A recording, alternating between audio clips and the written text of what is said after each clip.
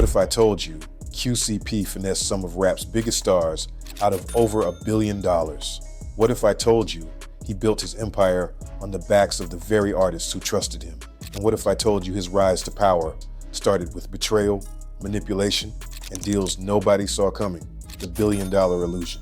On paper, Pierre P. Thomas looks like one of hip-hop's greatest success stories. He's the founder of Quality Control, the architect behind the rise of Migos, Lil Baby, City Girls, and several other chart-defining artists. A quiet, calculated executive who transformed raw Atlanta street energy into a global billion-dollar music powerhouse. From the outside, it looks like a textbook win. Talent discovered, stars launched, history made.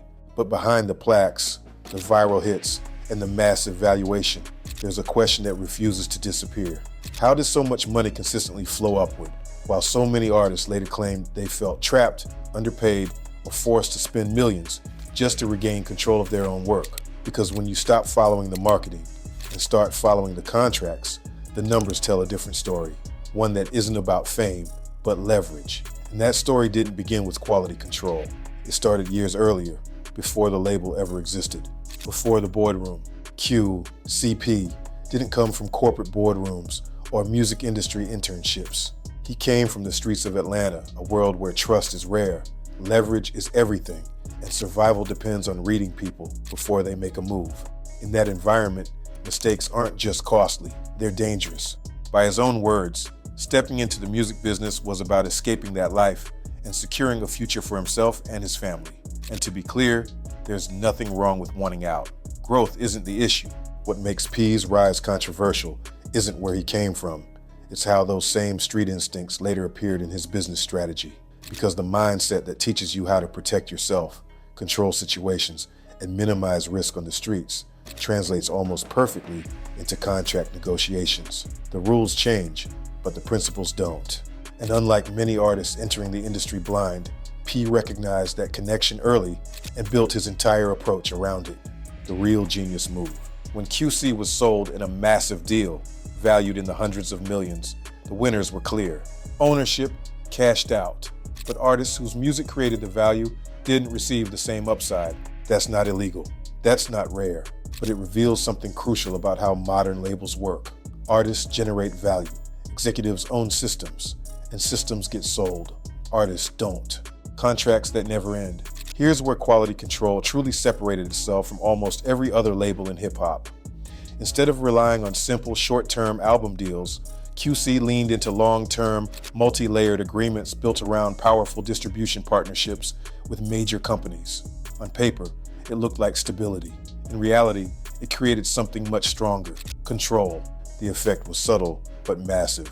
As long as QC remained operational and maintained its distribution relationships, many artist contracts could automatically renew. Leaving wasn't just complicated, it was expensive.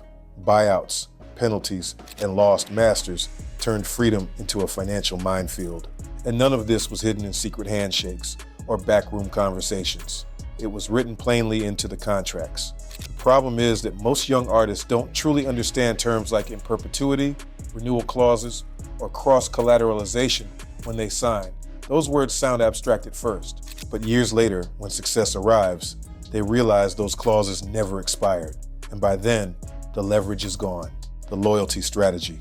What made Quality Control's system especially effective wasn't just the paperwork or the legal language buried in contracts. It was emotional architecture. P never positioned himself as a distant executive or a traditional boss. He presented himself as family, a mentor, a big homie, a protector who understood where these artists came from and what they were up against. Artists weren't just signing deals, they were joining a circle, a brotherhood that promised loyalty, safety, and shared success in an industry known for exploitation. And psychologically, that changes everything. When business starts to feel like family, the guard comes down. Questions feel disrespectful. Doubt feels like betrayal. In that environment, artists are less likely to bring in outside lawyers, less likely to push back, and more likely to trust verbal assurances over fine print.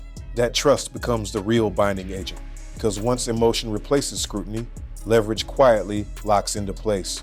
Lil Baby, the center of gravity. No artist shows Quality Control's internal power dynamic more clearly than Lil Baby. When Baby came home from prison, He wasn't a star, a brand, or a safe investment. He had raw talent and hunger, but no leverage, no infrastructure, and no position within the industry. QC gave him structure, exposure, and a clear runway. They turned momentum into machinery. In return, Baby gave QC everything else: relentless work ethic, unmatched consistency, hit after hit, album after album.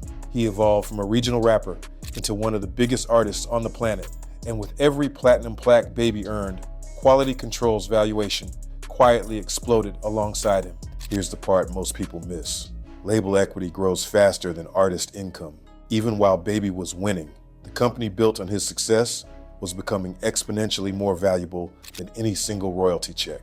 The catalog mattered more than the charts. And eventually, someone came to buy that value. The deal that changed everything. When major industry players look at a label, they aren't buying logos, offices, or personalities. They're buying catalogs, the long-term revenue streams that generate money, whether an artist releases new music or not. By the time Quality Control reached its peak valuation, Lil Baby's catalog had become the crown jewel.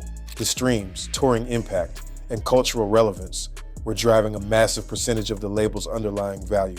Reports and leaked conversations suggested serious offers were on the table, deals that could have fundamentally reshaped Baby's financial future and ownership position if handled differently. But loyalty complicated everything.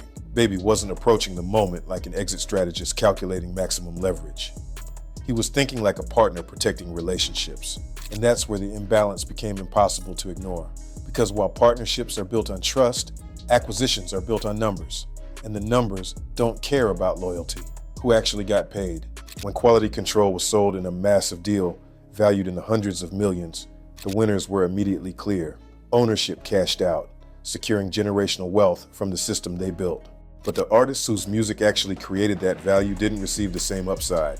Their songs powered the catalog, yet the exit rewards didn't flow equally. That isn't illegal. It isn't even rare. It's how modern labels are designed to function.